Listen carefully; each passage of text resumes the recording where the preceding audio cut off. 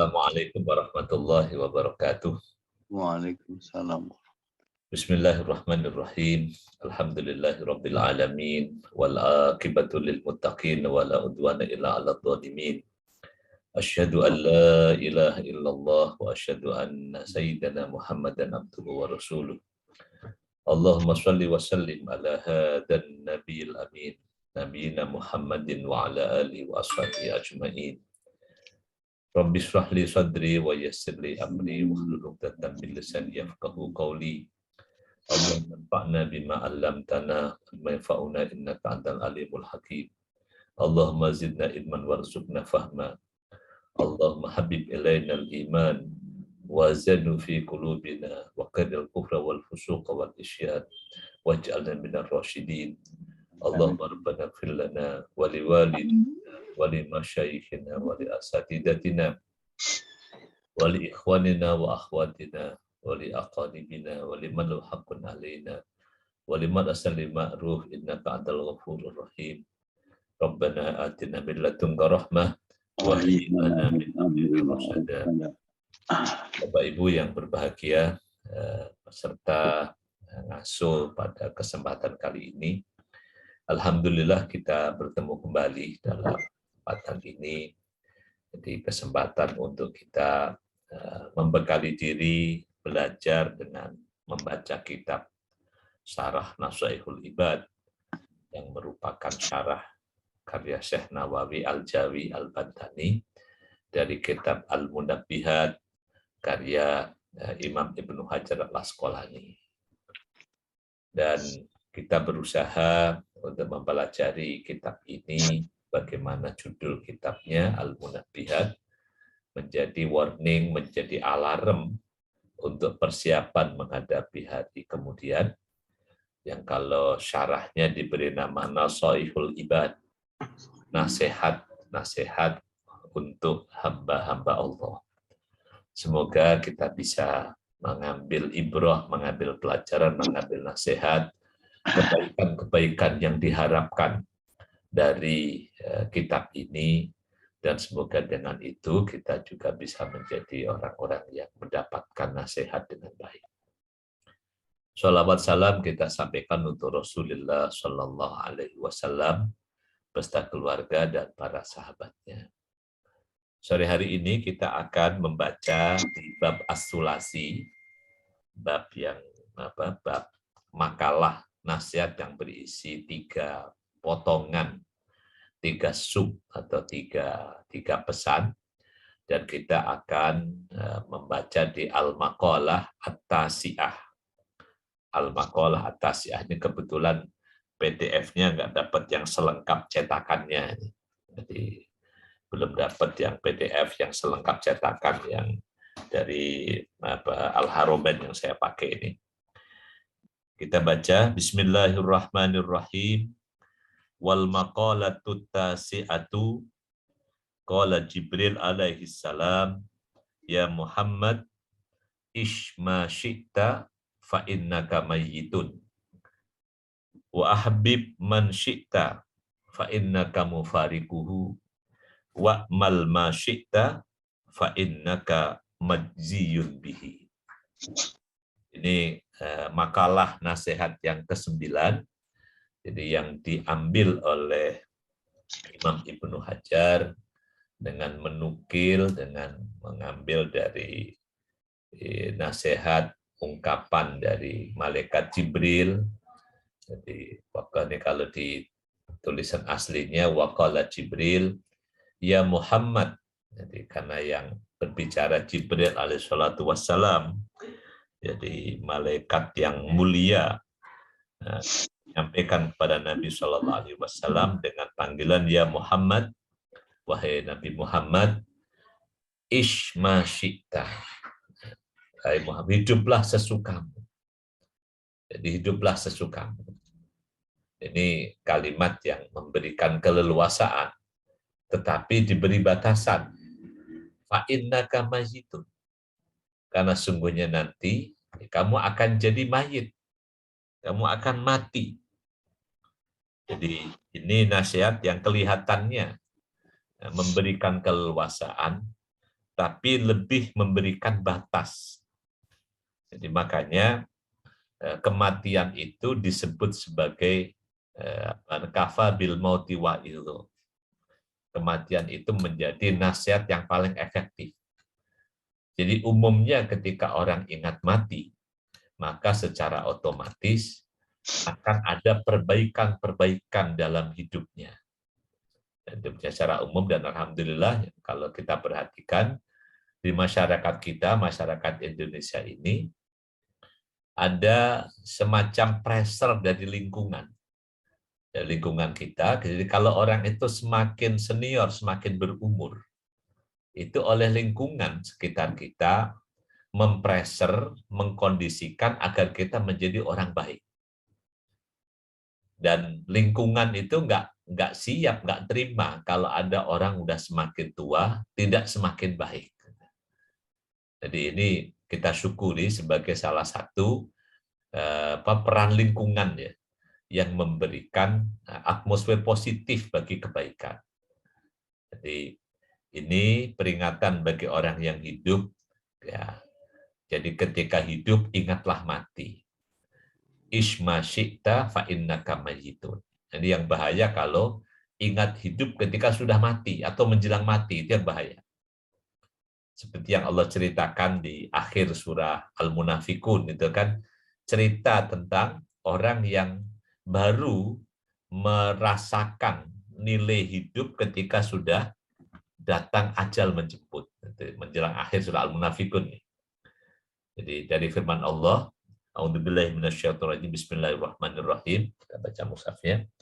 Ya ayyuhalladzina amanu la tulhikum amwalukum wala auladukum an dzikrillah wa may yaf'al dzalika faulaika humul khasirun wa anfiqu mimma razaqnakum min qabli ayyatiya ahadakumul mautu fayaqula rabbi laula akhartani ila ajalin qarib fa asaddaqa wa akum minas shalihin wa la yu'akhirallahu nafsan idza jaa ajaluha wallahu khabirum bima ta'malun. Ini 4 ayat terakhir surah Al-Munafikun.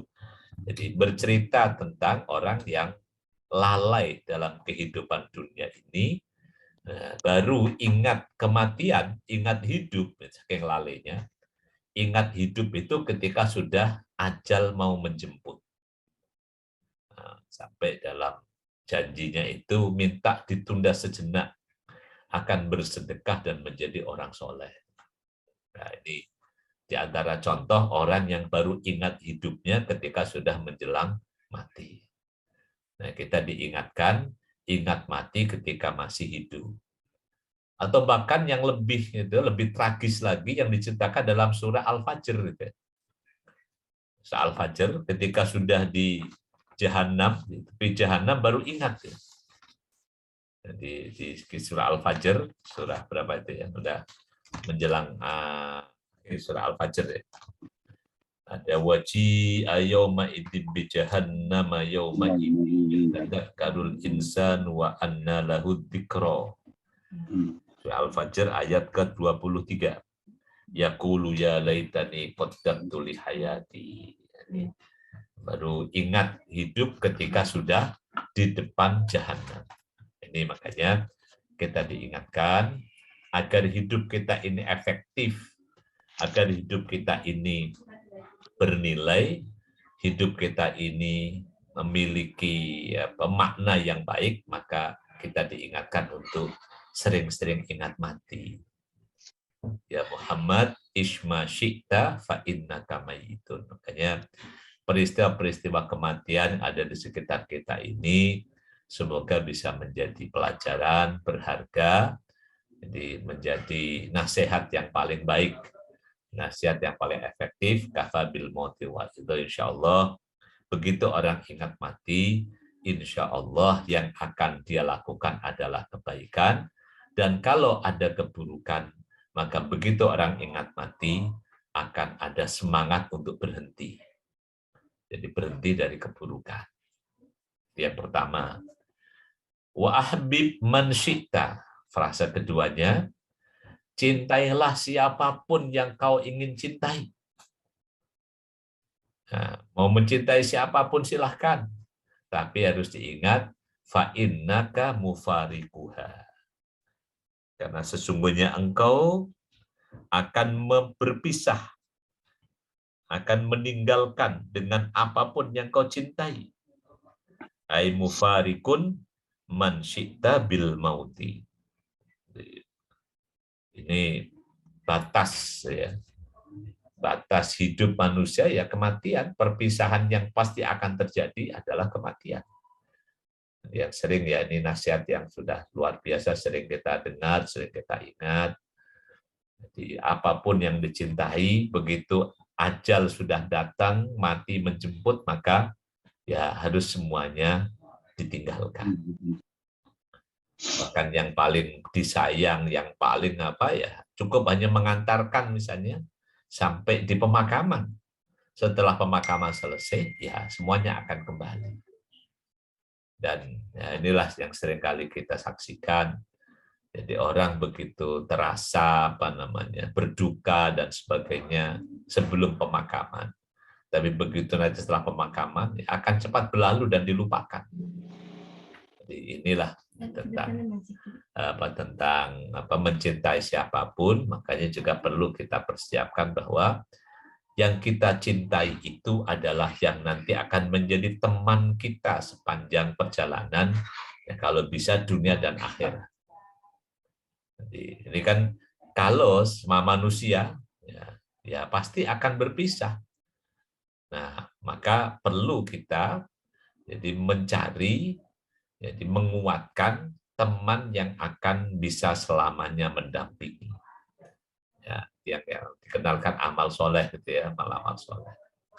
Dan diantaranya lagi yang nanti sampai jadi pendamping itu, ya bacaan Quran.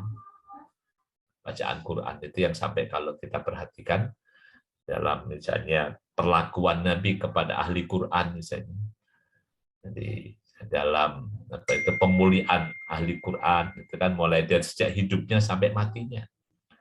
Sampai ketika misalnya dalam cerita pemakaman syuhada Uhud itu kan, cara menyusun barisan para syuhada ditentukan oleh hafalan Quran yang mereka miliki atau bacaan Quran. Kalau dari hadis tentang Iqra wartaqi gitu kan, bacalah Al-Quran dan naiklah sampai ke surga yang tertinggi. Dan lagi banyak lagi. Jadi amal-amal kalau yang diceritakan di surah Al-Munafikun, di antara amal yang efektif juga adalah bersedekah.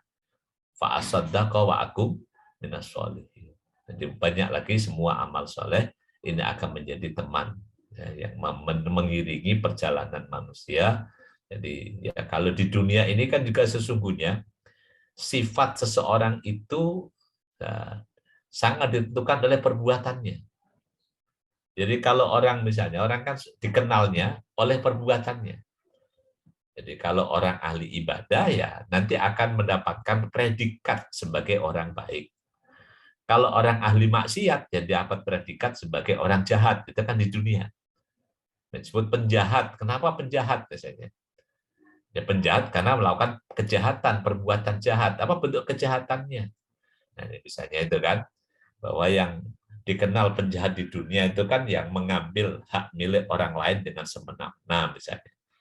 Nah itu kalau di dunia kan menjadi penjahat kalau ketahuan, kalau nggak ketahuan itu kan juga penjahat juga, tapi nggak ketahuan, nggak dapat label dunia.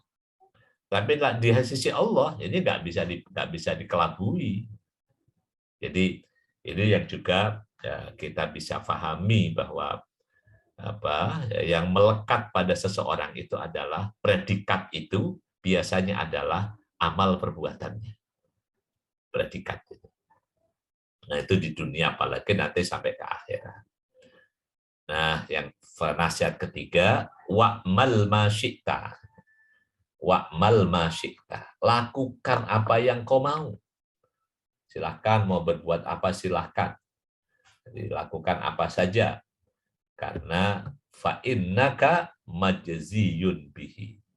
Karena nanti kamu akan mendapatkan balasan dari amalmu. Nah, ini kaidah hidup kita, pertanggungjawaban dan balasan. Jadi semua orang akan mendapatkan balasan apa yang dia lakukan. Semua akan memanen apa yang dia tanam. Wa may ya'mal misqala dzarratin khairan yarah wa may ya'mal misqala dzarratin syarran yarah. Man jaa'a bil hasanati falahu asyru amsalihha wa man jaa'a bis sayyi'ati fala yujza illa mislaha. Misalnya banyak lagi ayat yang seperti itu. Ini kalau di dalam syarahnya Syekh Nawawi, li'annal ibad, karena sesungguhnya para hamba manusia itu majziyuna, mereka akan diberikan balasan bi'a'malihim, sebab amal perbuatan mereka. Jadi inilah Bapak Ibu yang berbahagia. Jadi dalam kesempatan kapan dan dimanapun, jadi mari kita usahakan ada produk amal yang bisa kita lakukan. Nah, dalam Islam ini kan amal itu sangat luas sekali. Ada amal yang paling tinggi adalah amal hati. Amal hati. Itu yang dimulai dari tauhid, ikhlas, ini kan amal hati. Yang buruknya ya syirik, kufur, hasad, itu sifat buruk. Amal hati itu, ini kalau dalam ranking amal itu adalah amal yang tertinggi. Kalau kita baca dalam usul isyriknya Hasan al-Banna kan gitu. Jadi amalul qalbi muqaddamun min amalil jawarih. Jadi amal hati itu lebih utama daripada amal anggota tubuh. Misalnya gitu kan. Itu kan kita bisa kondisikan, dan ini nggak ketahuan. Orang yang hatinya ikhlas karena Allah atau tidak, ya dia yang tahu ya, yang bersangkutan dan Allah saja. Itu amal hati. Lalu ada amal yang agak ringan, misalnya amal lisan, tutur kata. Tutur kata itu juga bisa menjadi amal. Baru nanti amal dengan organ tubuh, anggota tubuh. Nah, itu sampai nanti ada amal dengan fasilitas, harta kekayaan, kekuasaan, dan sebagainya, itu juga fasilitas. Nah, kalau urutan apa yang prioritasnya apa, kalau dalam hadis qudsi, jadi amal yang paling utama adalah amal fardu. Jadi hadis tentang wa ma taqarraba ilai abdin bi syai'in habbu ilaihi mimma aftaratuhu alaihi. Jadi tidak ada amal hamba yang lebih aku cintai melebihi melakukan apa yang telah aku fardukan kepadanya. Wala yazalu abdi yataqarrabu ilayya bin nawafil, dan hambaku akan terus tidak henti mendekatkan diri kepadaku dengan amal-amal sunnah. Setelah yang wajib, ya sunnah. Misalnya kalau kita list, misalnya pertanyaan dalam diri kita dalam setiap waktu, setiap saat, apa yang seharusnya saya lakukan di tempat ini? Nah, misalnya gitu kan. Apa yang seharusnya saya lakukan pada saat ini? Itu yang seharusnya itu kan wajib. Nah, setelah itu baru apa yang sebaiknya. Nah, seterusnya sehingga kita bisa membangun jadi pikiran positif, jadi perilaku positif dimanapun kita berada. Karena sekali lagi, nanti yang akan kita dapatkan balasan itu adalah karena amal perbuatan. Man jaa'a bil hasanati falahu asyru amsalihha, yang datang dengan kebaikan akan dibalas dengan 10 kali lipat.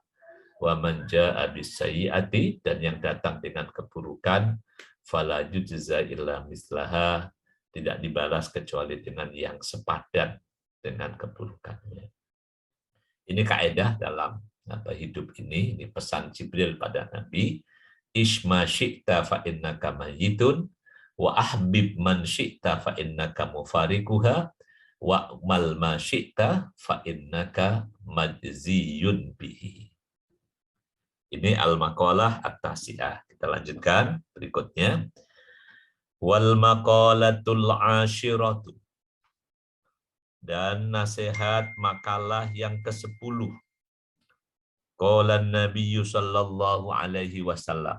Ini belum ada ini tulisan yang lengkap nih yang di PDF-nya ini yang dimulai dari sini. Qala Nabi sallallahu alaihi wasallam. Salasuna farid. Salasuna farid. Salah satu, kalau dicetakan salah satu nafarid. Yudilluhumullahu tahta dilli arsyihi yauma la dilla illa dilluh. Al-mutawaddi'u fil makarih wal mashi ilal masajidi fid dulami wa mut'imul ja'i'i. Di teks tulisannya agak beda-beda antara yang cetakan dengan PDF-nya. Kalau yang dicetakan saya baca cetakannya aja, yang diajak cetakan buku. Jadi maqalah al-ashirah, nasihat yang ke-10.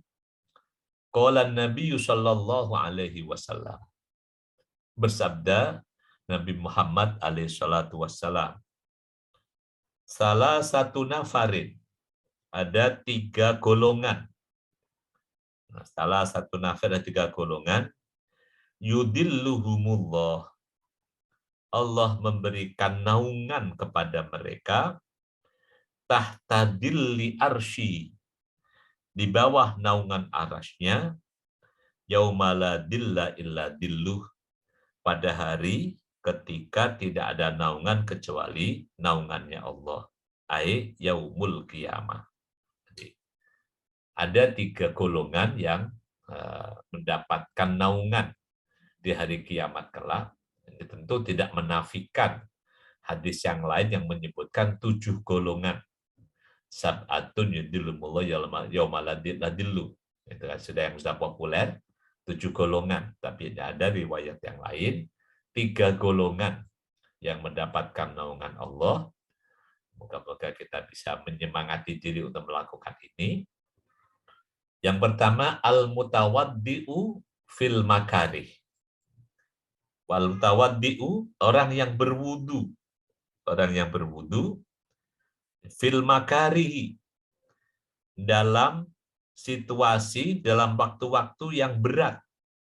Ini kalau di negara-negara yang ada musim dingin, nah ini wudu di musim dingin itu kalau nggak ada heater, nggak ada pemanas air, wah itu bisa dingin sekali.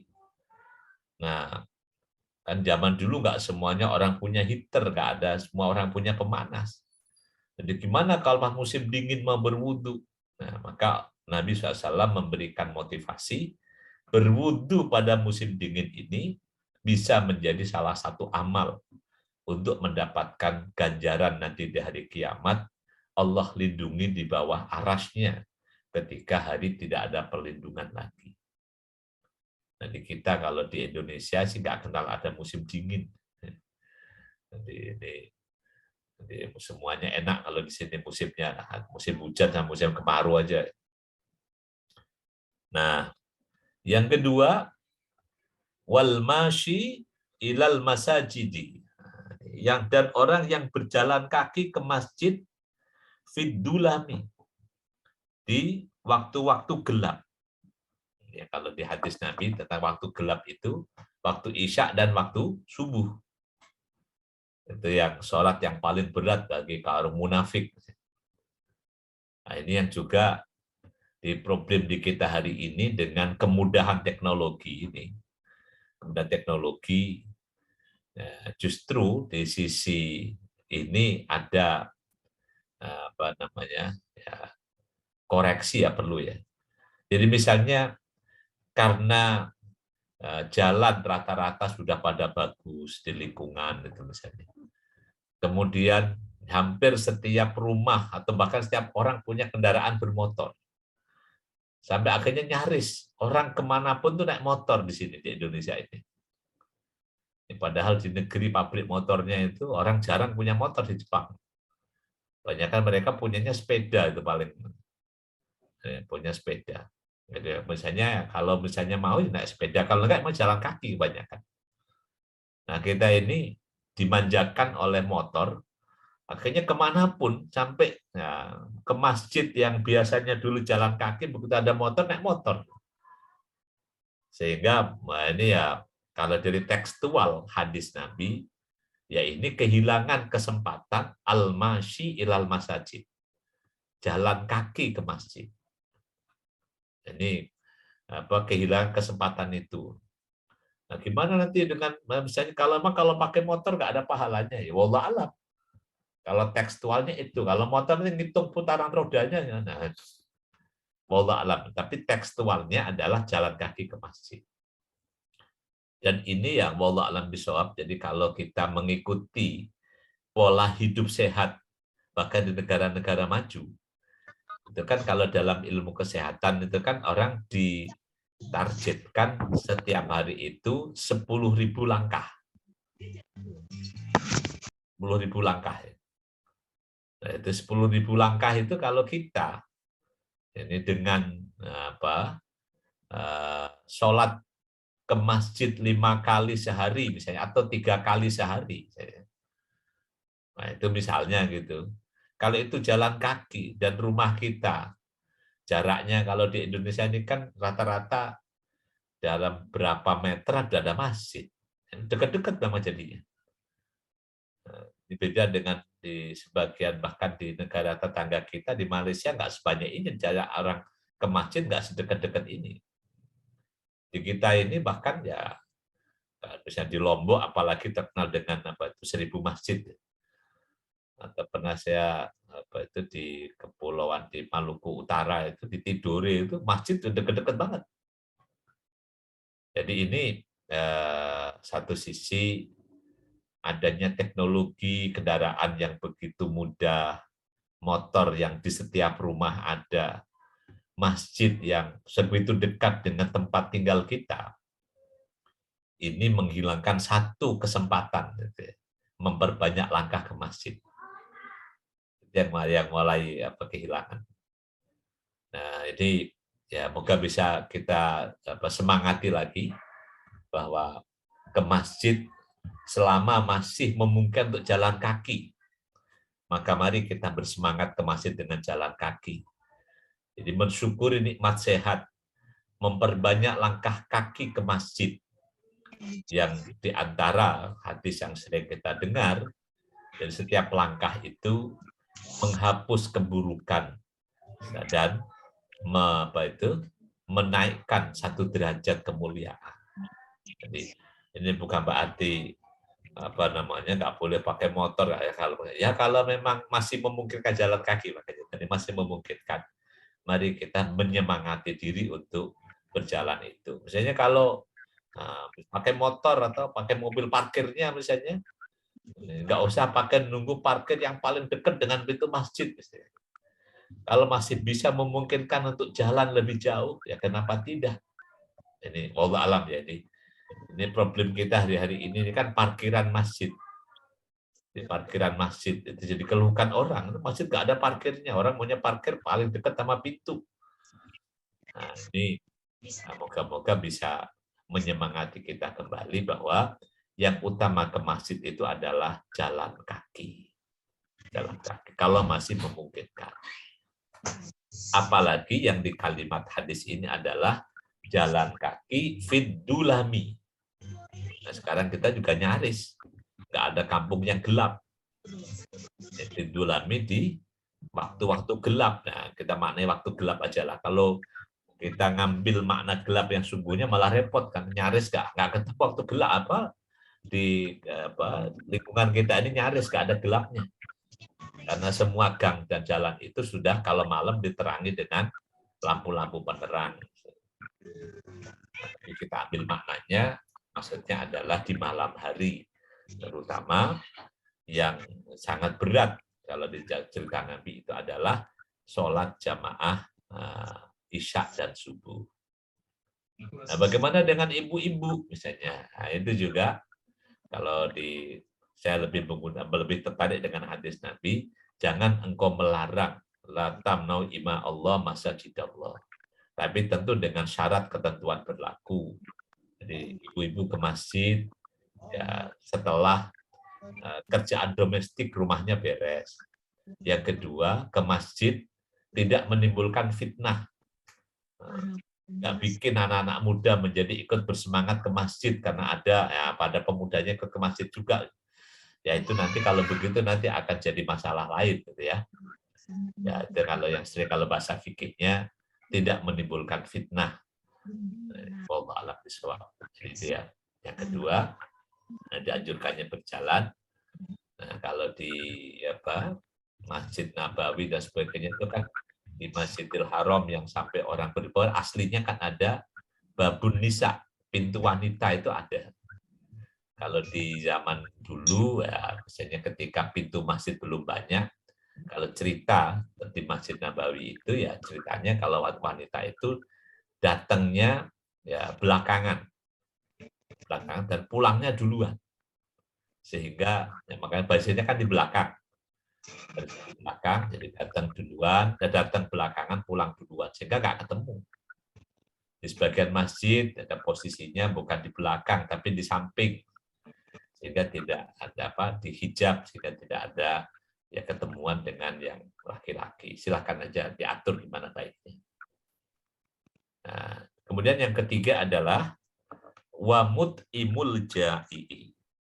Wamut imul ja'i. Yang ketiga adalah orang yang memberi makan kepada orang yang lapar. Bapak Ibu rahimakumullah, ini situasi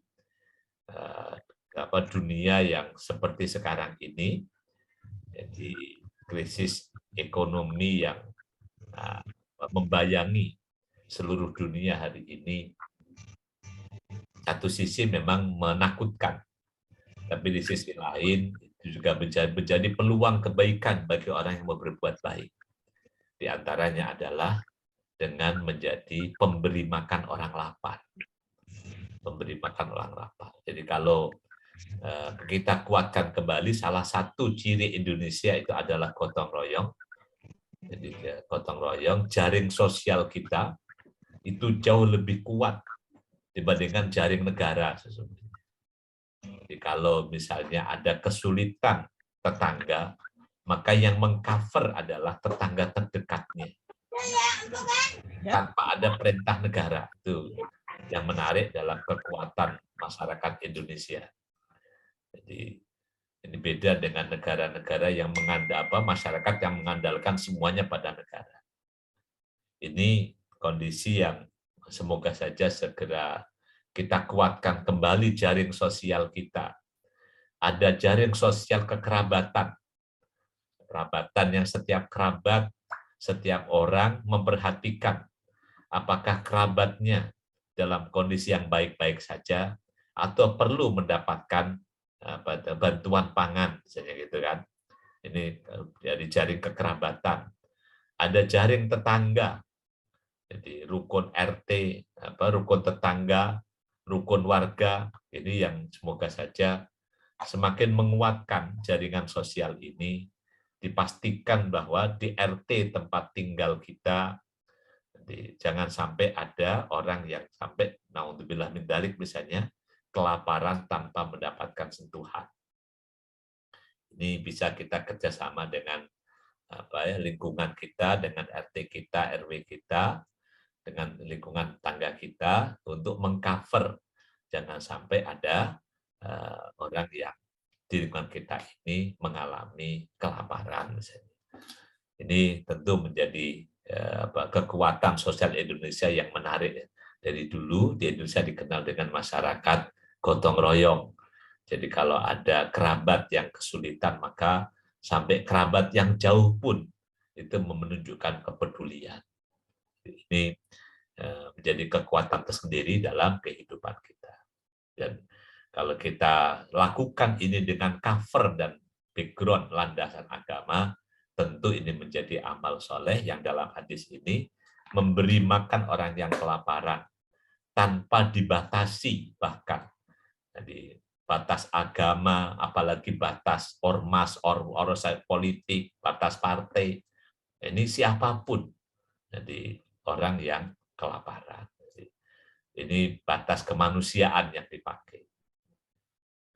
Ini jamaah rahimakumullah, Bapak Ibu yang dimuliakan Allah, ini makalah nasihat yang ke-10, Al-Maqalatul Ashirah. Qala Nabi SAW, salah satu nafarin yudilluhumullahu tahta dilli arsyihi yauma la dilla illa dilluh al-mutawaddi'u fil makarih wal masyi ilal masajidi fid dhulami wa mut'imul ja'i'i. Nah, kita lanjutkan berikutnya. Wal maqalatul hadiyata asyarata. Makalah ini di sini tulisannya nggak lengkap. Langsung wakila. Wal maqalatul hadiyata asyarata. Makalah yang ke-11. Qila li Ibrahim alaihi salam li ayyi syai'in ittakhadaqallahu khalilan. Qala bisalasati asya. Ikhtartu amrallahi ta'ala ala amri ghairihi. Wa mahtamamtu bima takaffalallahu li. Wa ma ta'asyaitu wa ma taghaddaitu illa ma'ad dhaifi. Ini apa? Cerita dari Nabi Ibrahim alaihissalatu wassalam. Jadi makalah yang ke-11. Kila ditanyakan li Ibrahim kepada Nabi Ibrahim alaihissalatu wassalam. Gimana nanyanya? Wallah alam. Ini, biasanya ini kalimat imajinatif ya. Ditanya pada Nabi Ibrahim alaihissalatu wassalam. Li ayyi syai'in ittakhadakallahu khalila. Li ayyi syai'in, karena sesuatu apakah ittakhadaka mengambilmu Allah khalilan, menjadikanmu sebagai khalil, sebagai kekasih. Jadi apa sih yang membuat kamu diberikan gelar Khalilullah, kekasih Allah? Di riwayat ini diceritakan qala bisalah sati asya, dengan 3 hal. Ada 3 hal yang membuat Nabi Ibrahim menjadi kekasih Allah. Pertama, ikhtartu amrallahi ala amri ghairihi. Ikhtartu, aku memilih, amrallahi, perintah Allah, ala amri ghairihi, atas perintah selainnya. Wa fi nuskhatin, dalam catatan, dalam tulisan yang lain, redaksinya kebalik, yaitu mahtartu amral ghairi ala amrillah. Aku tidak pernah mendahulukan perintah selain Allah mengalahkan perintah Allah. Jadi yang pertama, selalu mendahulukan perintah Allah. Nah, bukti dalam kisah Nabi Ibrahim, ya, di dalam konteks ini, cerita ini adalah kesiapsiagaan Nabi Ibrahim ketika mengeksekusi perintah Allah menyembelih Ismail. Itu bukti beliau bisa mengalahkan bahkan rasa logika dan sebagainya. Ketika itu perintah Allah, maka itu dilakukan meskipun sangat berat. Nah, kalau sebelum-sebelumnya kan juga berat juga kan, misalnya orang suruh hijrah dari Babilonia, Irak yang begitu subur makmur, disuruh hijrah ke Syam, yang masih subur, dari Syam disuruh hijrah ke Makkah, yang disebut biwadin ghairi dzar'in, lembah tidak ada tanaman, nggak ada air, nggak ada apa, tapi suruh tinggal di sana. Nah, itu kalau memang perintah Allah, sampai istrinya pun juga begitu. Ya, Allahu amaraka bihadzal, Allahkah yang menyuruhmu? Nah, begitu Nabi Ibrahim mengisyaratkan bahwa itu perintah Allah, meninggalkan istrinya di Makkah, ya istrinya pun dengan keyakinan falan yudayyi'ani Allah. Kalau Allah yang menyuruh, nggak bakal terlantar. Ini kisah Nabi Ibrahim yang selalu kita peringati di setiap bulan Dzulhijjah. Tapi seringkali semangatnya kita nggak bisa ambil gitu. Jadi kita hanya baru bisa motong hewan kurban. Tapi semangat untuk melaksanakan perintah Allah, mengalahkan perintah yang lain, nah itu yang masih belum. Dari spiritnya adalah spirit bagaimana orang memenuhi panggilan seruan Allah itu mengalahkan yang lainnya. Orang bisa menunaikan haji jauh-jauh dari tanah air, ngantri bertahun-tahun untuk bisa menyambut panggilan Allah surat Nabi Ibrahim untuk haji. Tapi panggilan yang lain seringkali, gitu kan. Bahkan kadang-kadang panggilan adzan bisa dikalahkan dengan yang lain. Padahal jelas panggilan adzan. Nah itu.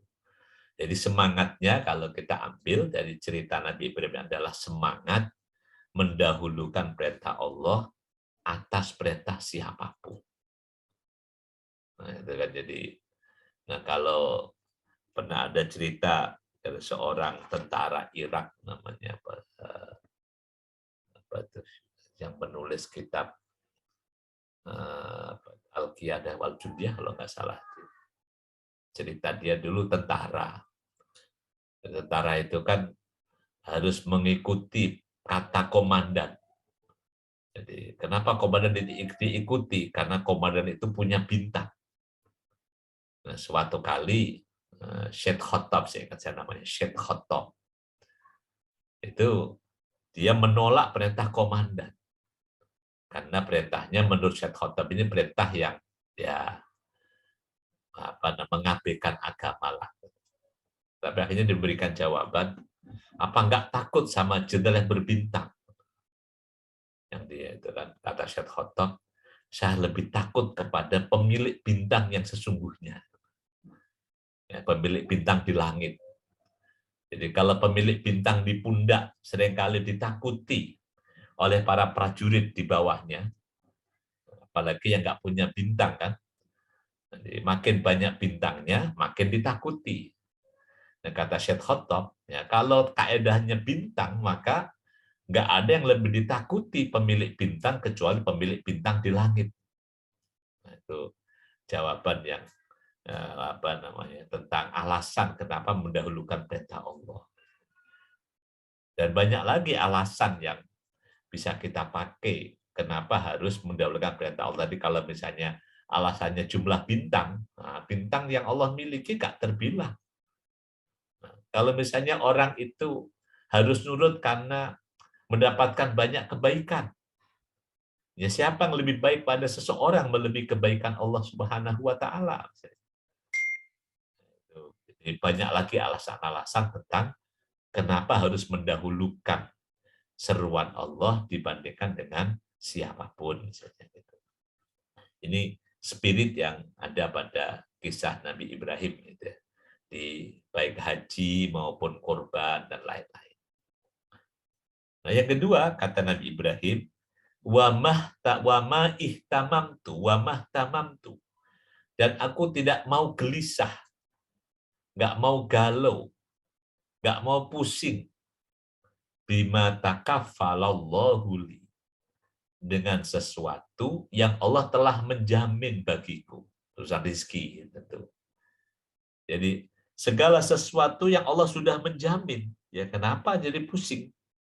Jadi wa mahtamamtu, jadi aku tidak galau, tidak pusing. Jadi tidak tersibukkan bima takaffalallahu li, dengan sesuatu yang Allah telah menjamin, urusan rezeki. Nah, rezeki setiap orang ini kan sudah ditentukan bahkan sebelum lahir ke dunia. Sudah ada gitu kan ketentuannya, bikat birizkihi wa ajali wa amalihi wa syakirun aw sa'idun, kalau dalam hadis tentang janin dalam kandungan 4 bulan dan tentukan. Nah, kewajiban kita di dunia hanya mencari. Jadi mencari sesuatu yang sudah ditentukan kan enak juga, sudah pasti ada kok.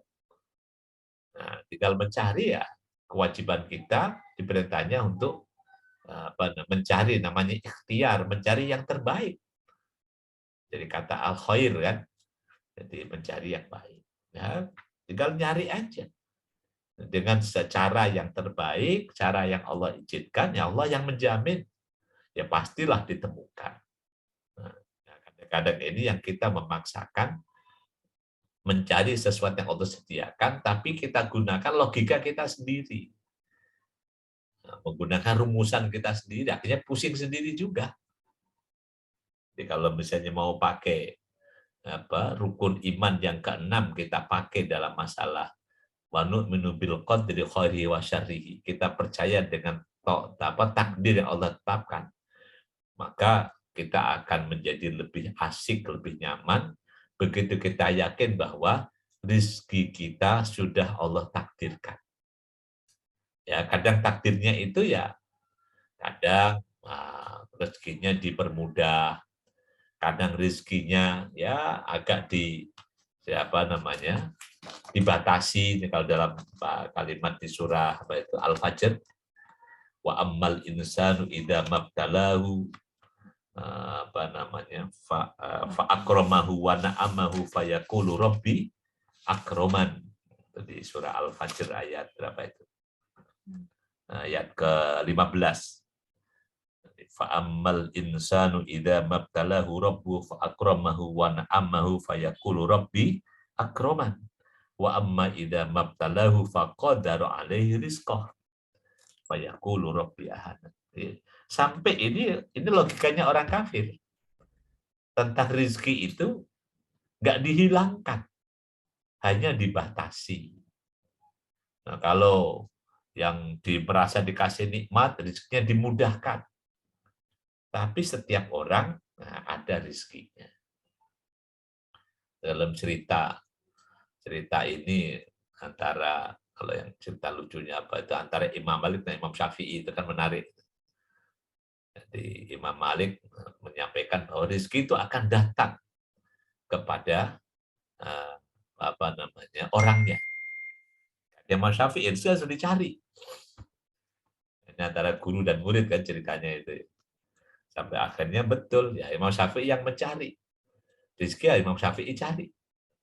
Nah, begitu udah dapat dia tunjukkan ke Imam Malik. Nah ini kan karena saya mencari maka saya dapat. Nah kata Imam Malik ya itu kan betul kan kamu yang cari dan kamu bawa ke hadapanku sehingga saya nggak usah kemana-mana rezekinya datang.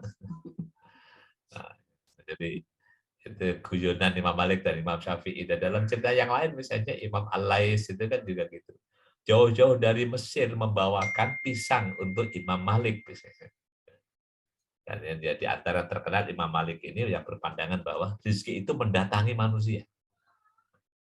Rezeki itu mendatangi manusia. Karena sudah ada ketentuannya. Nah, yang berpandangan Imam Syafi'i berpandangan bahwa rezeki itu dicari karena usaha manusia itu bagian dari ibadahnya. Ya silahkanlah. Mau pakai Imam Malik apa pakai Imam Syafi'i. Ya sesuai dengan level keimanan.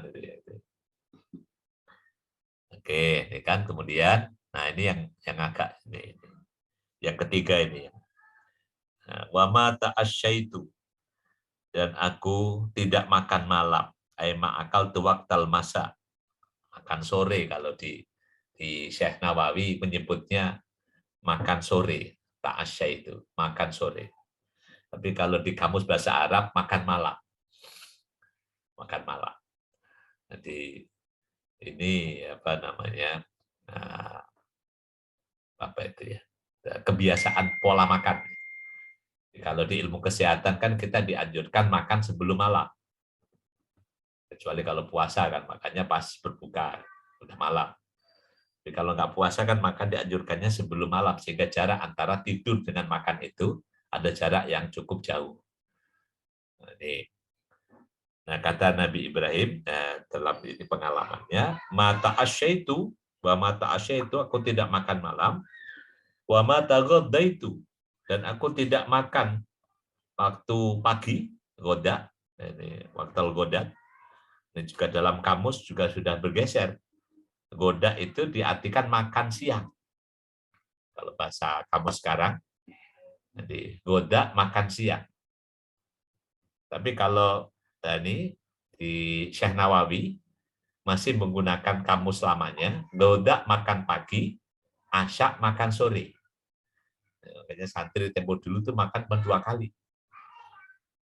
Makan itu 2 kali kalau santri tempo dulu. Kalau makan 3 kali itu Abdul Butun diistilahkannya. Jadi zaman santri-santri dulu itu makan rata-rata 2 kali. Jadi makannya pagi sama sore. Malam nggak ada makan. Jadi kalau ada makan malam itu dulu zaman santri disebut dengan Abdul Butun.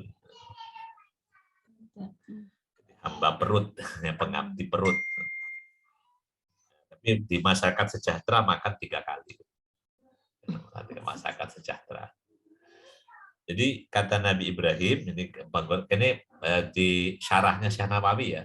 Syekh Nawawi masih menggunakan syarah lama, ta'asya itu artinya makan sore, tagoda itu makan pagi. Nah, Nabi Ibrahim, dalam setiap makannya itu, ya, dia tidak makan pagi atau makan sore, illa ma'ad dhaifi, kecuali bersama dengan tamu. Ini salah satu tradisi di masyarakat anak cucu Nabi Ibrahim yang kemudian baru dihapuskan dengan turunnya surah An-Nur. Surah An-Nur itu baru nanti ada orang tidak tercela, surah An-Nur ayat ke-61. Jadi dulu sampai dari cerita Nabi Ibrahim ini, dalam sejarahnya orang Arab itu tercela kalau makan nggak ngajak teman. Makan nggak ngajak teman. Nah, sampai kemudian yaitu menjadi kerepotan sendiri pada para sahabat Nabi. Ini kalau makan harus cari teman, harus cari tamu, ini repot. Sampai turun ayat, nah itu di surah An-Nur ayat ke-61 itu, sampai pada kalimat Bismillahirrahmanirrahim. Laisa alaikum junahun an ta'kulu jami'an au ashtata. Sampai pada ayat itulah. Sampai ayat itu ceritanya. Jadi dulu mereka merasa aib kalau makan tidak bersama tamu karena Nabi Ibrahim mewariskan tradisi makan itu nyari teman makan. Dalam cerita ini. Jadi makan itu ada temannya. Jadi menunjukkan kedermawanan. Makanya salah satu simbol tradisi masyarakat Arab itu adalah tradisi kedermawanan menjamu tamu. Ini cerita Nabi Ibrahim diriwayatkan kalau di syarahnya Syekh Nawawi, ruwiya annahu alaihi salam, diriwayatkan Nabi Ibrahim alaihi salatu wassalam kana yamshi, pernah berjalan, mailan au mailaini, 1 atau 2 mil. Nah, kalau sekarang saya kira-kira 1 kilo, 2 kilo, jadi pernah jalan litolabin man yakulu ma'ahu, mencari orang yang bisa diajak makan bersama. Karena tadi nggak mau makan kalau tidak ada tamu yang mendampingi, nggak ada yang menemani makan. Nah, kalau kita makan di warung temennya banyak, tapi bayar masing-masing. Ya bukan begitu maksudnya. Makan di warung temennya banyak, tapi tamunya orangnya bayar masing-masing. Maksudnya ini menjamu ya, jadi berbagi. Ya, kalau ini tradisi yang diturunkan Nabi Ibrahim, tradisi menjamu tamu, dan ini yang dalam cerita di hadis ini adalah pengalaman yang Nabi Ibrahim merasa karena itulah dia diangkat menjadi Khalilullah. Prakteknya diantaranya adalah makan bersama dengan tamu, makan traktir orang lah itu ya kalau zaman sekarang. Wallahu a'lam bishawab itu makalah yang ke-11. Kita lanjutkan berikutnya. Wal maqalatus tsaniyata asyarata. Dan makalah yang ke-12. Makalah ke-12. Makalah ke-12 an ba'dil hukama, dari sebagian al-hukama. Kalau Syekh Nawawi menyebutkan atibbaul qulub, para dokternya hati. Dokternya hati, al-hukama. Seringkali disebutnya orang-orang bijak. Jadi orang bijak. Nah, ya, juga misalnya hukama ini ya orang-orang yang karena pengalaman spiritualnya, pengalaman keagamaannya itu akhirnya jadi diakui sebagai orang yang bijak, orang yang hakim. Nah, itu namanya hakim itu disebut hakim karena dia memutuskan perkara dengan tepat. Nah, agar dia tepat dalam memutuskan, makanya hakim itu sebelum memutuskan dia harus membaca panjang, mengingat, memperhatikan, mendengar, menimbang, dan banyak sekali yang dia jadikan input menjadi pertimbangan untuk membuat satu keputusan, disebutnya hakim. Nah, kalimat al-hukama itu, ungkapan hukama ini artinya, jadi hukama ini orang-orang yang memiliki itu kan riwayat panjang, punya pertimbangan panjang, punya pengalaman panjang dan sebagainya. Bukan sumbu pendek, bukan ini. Itu kan ada yang sekarang itu kan dikenal sebagai masyarakat sumbu pendek. Jadi gampang bikin statement, nah, cepat. Jadi akhirnya nggak mendalam. Oke, ini kalau di masyarakat ada istilah orang yang sudah banyak makan asam garam. Padahal kalau sudah tua nggak boleh banyak makan garam banyak-banyak, Pak Joni. Nanti orang suka pakai menyebutnya udah banyak makan asam garam, padahal kalau tua garamnya dikit bolehnya. Nah, an ba'dil hukama mengatakan salah satu asya'a tufarrijul ghusasa bidomil ghin ay takshiful ghumum. Salah satu asya, ada 3 perkara tufarrijul ghusasa yang bisa melonggarkan kesempitan. Takshiful ghumum, bisa menyibak, menyibak kabut, menghilangkan kegalauan kalau zaman sekarang. Orang lagi galau, lagi pusing, penat, al-ghumum, al-ghusos. Ada 3 perkara yang bisa menghilangkan kegelisahan, kegalauan. Yang pertama, dzikrullahi ta'ala. Yang pertama adalah mengingat Allah Subhanahu wa taala, berzikir mengingat Allah. Bi ayyi sighatin kanat, dengan redaksi apapun. Jadi kalau zikir terbesar ya salat. Nah, wala dzikru akbar itu kan, wa aqimus sholata lidzikri. Salat sebagai zikir terbesar. Nah, selain salat ada kalimat-kalimat zikir, redaksinya itu beraneka ragam. Ka'an yakula kastiron, seperti banyak mengucapkan, membaca la ilaha illallah, membaca kalimat tauhid la ilaha illallah, atau membaca kalimat hauqalah la haula wala quwata illa billah. Dan banyak lagi. Ada termasuk baca sholawat, Allahumma sholli ala Muhammad wa ala alihi washabbihi wasallim. Ada ya kalau ini di wirid ikhwan itu nggak populer di kita, padahal lebih simpel itu Pak Joni.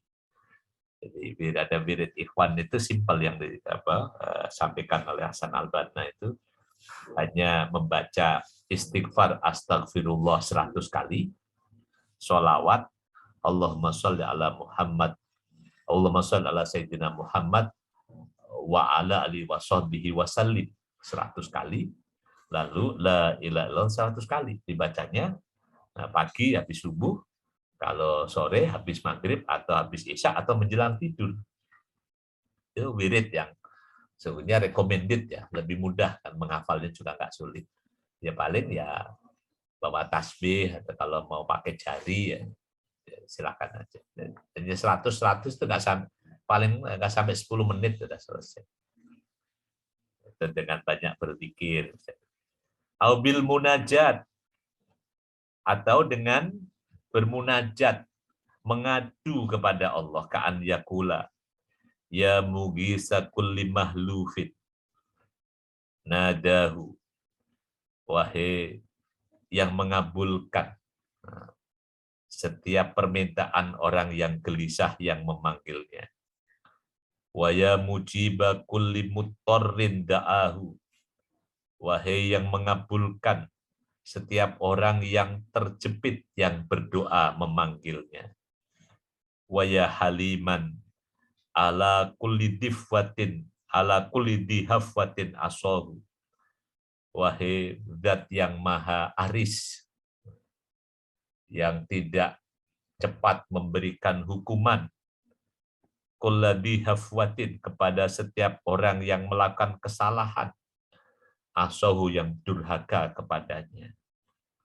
Wa ya qaiman bil kifayah, wahai zat yang mencukupi, liman asarohu ala dunyahu, kepada siapapun yang mendahulukannya daripada dunianya. As'alukal wusula, aku minta kepadamu untuk bisa sampai, ila ma la asilu ilaihi, kepada sesuatu yang tidak aku bisa sampai kepadanya, illa bima'unatika, kecuali dengan pertolonganmu. Ini bentuk namanya istighosah atau munajat. Ini kalau di tradisinya kaum sufi, ya, munajat itu bentuknya kalimatnya macam-macam. Ada juga yang namanya ibtihal, itu juga bentuk munajat. Al-ibtihal. Ini kalau mau searching, silakan aja di googling misalnya.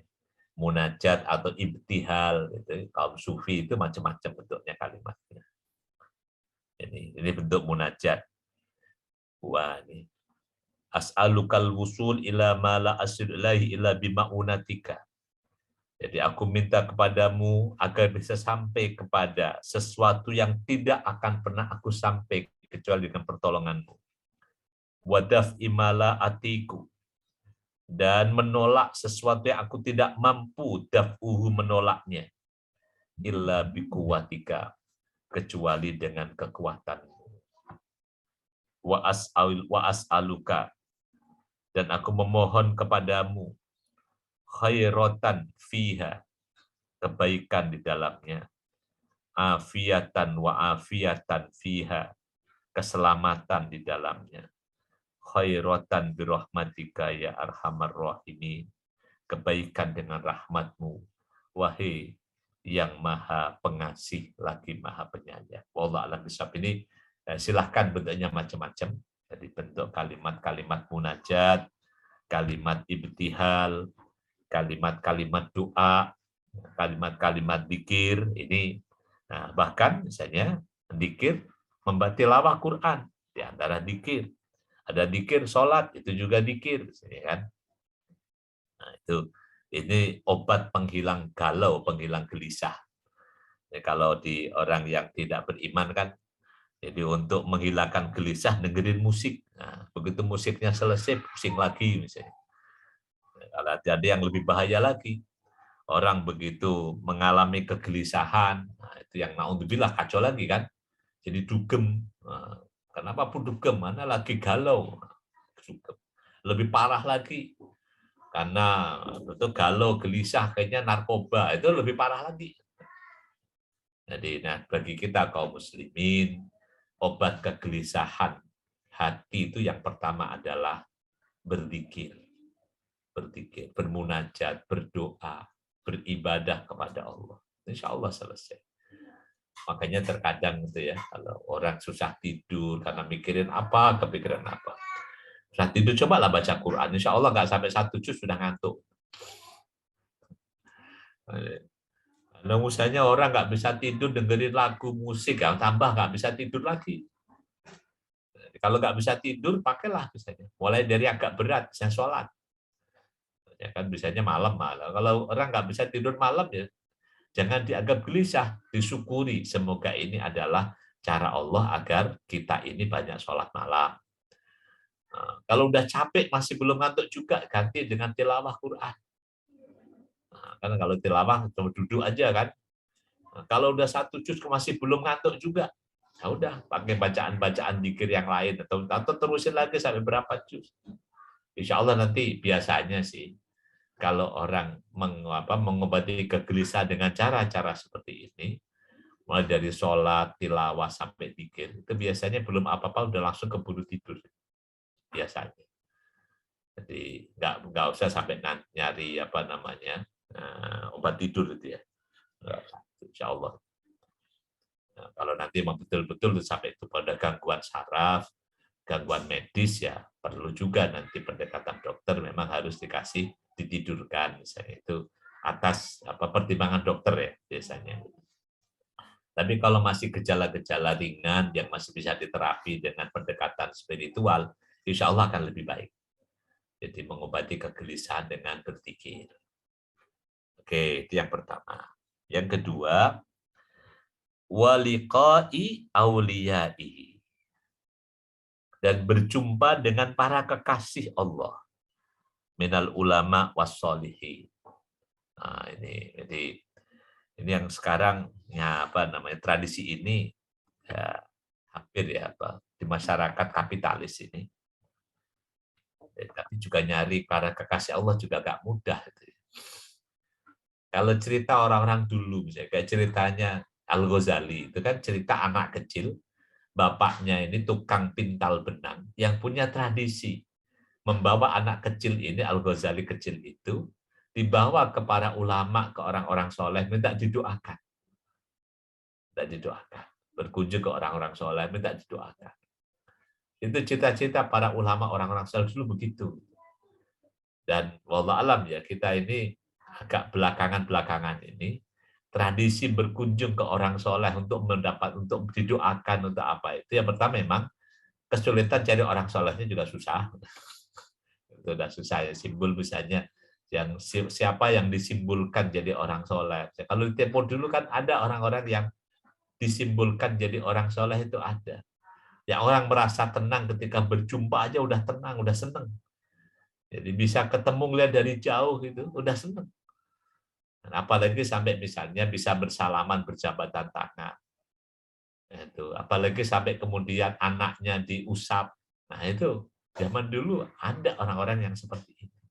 Ini zaman sekarang dalam kehidupan materialisme yang mendominasi.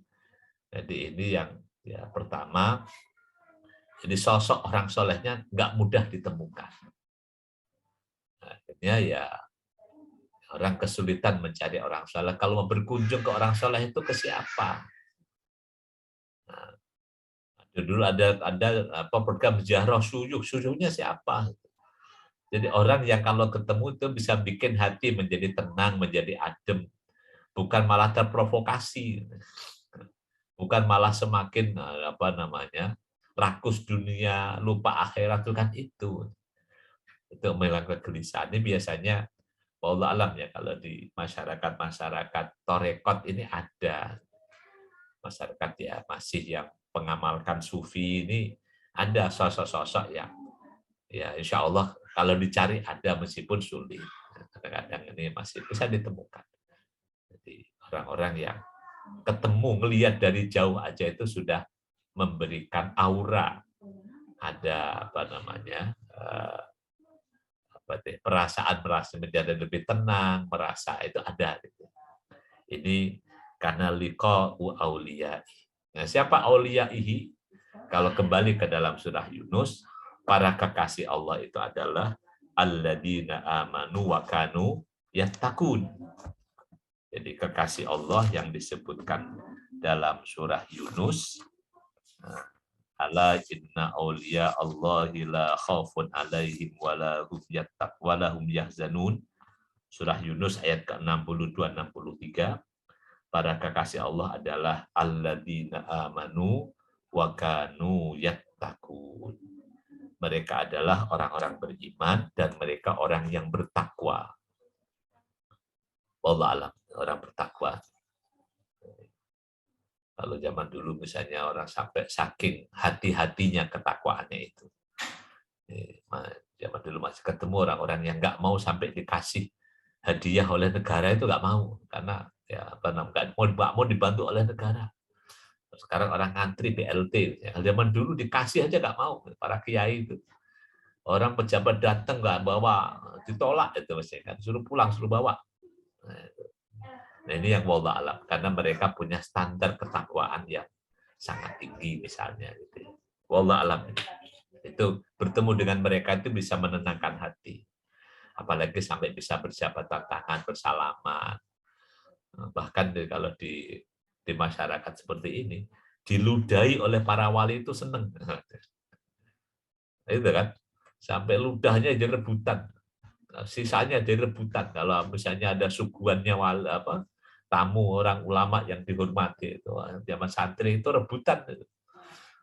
Barokah gitu kan. Barokah. Nah, ini. Itu yang kedua, yang ketiga adalah wakalamul hukama. Adalah ungkapan nasihatnya para hukama. Alladzi yadullu ala khairid dunya wal akhirah. Yaitu kalau di syarahnya Nawawi, Syekh Nawawi, hukama maksudnya adalah alladzi yadullu, orang yang bisa menunjukkan ala khairid dunya wal akhirah, kebaikan dunia dan akhirat. Jadi inilah Bapak Ibu rahimakumullah, jadi obat hati. Jadi obat galau, obat gelisah. Yang disebutkan ada 3 hal. Pertama dzikrullah, yang kedua adalah liqa'u auliyaillah, berjumpa dengan para kekasih Allah, dan yang ketiga adalah membaca, mendengar ucapan para hukama, para orang-orang tadi hakim, orang yang ucapannya itu kalau di Jawa itu sabdo pandito ratu tan wola wali. Jadi ucapannya memang ucapan yang bernas karena dipertimbangkan dengan sangat sangat dalam dan luas. Itu yang akan memberikan pengaruh. Jadi Bapak Ibu rahimakumullah, jadi dulu dari Pak guru saya almarhum Ustadz Madani itu suka ngasih nasihatnya gitu. Ya terkadang kita itu membaca ceritanya orang sudah mati, membuat hati kita menjadi lebih hidup. Pada ceritanya orang sudah mati, tutur katanya orang sudah mati, membuat ke hati kita bisa menjadi hidup. Itu lebih baik daripada berkumpul dengan orang hidup, tapi buat hati kita menjadi mati. Itu nasihatnya almarhum Ustadz Madani dulu kalau ngajarin juga gitu. Nah, makanya suka ngajarin baca bukunya orang-orang soleh itu, ya moga-moga buat hati kita menjadi hidup. Padahal ini tulisannya orang sudah mati. Ya, daripada berkumpul sama orang hidup, bikin hati kita menjadi mati. Demikian Bapak Ibu rahimakumullah pengajian kita pada sore hari ini. Sampai pada al-maqalah ats-tsaniyata asyarata, makalah yang ke 12. Insya Allah kita lanjutkan pekan depan di al-maqalah ats-tsalisat al-maqalatus tsalisatu asyarata, makalah yang ke-13. Demikian kurang lebih, yang mohon maaf. Kamu Bapak untuk kita semuanya, dan kalau ada yang mau disampaikan dipersilahkan.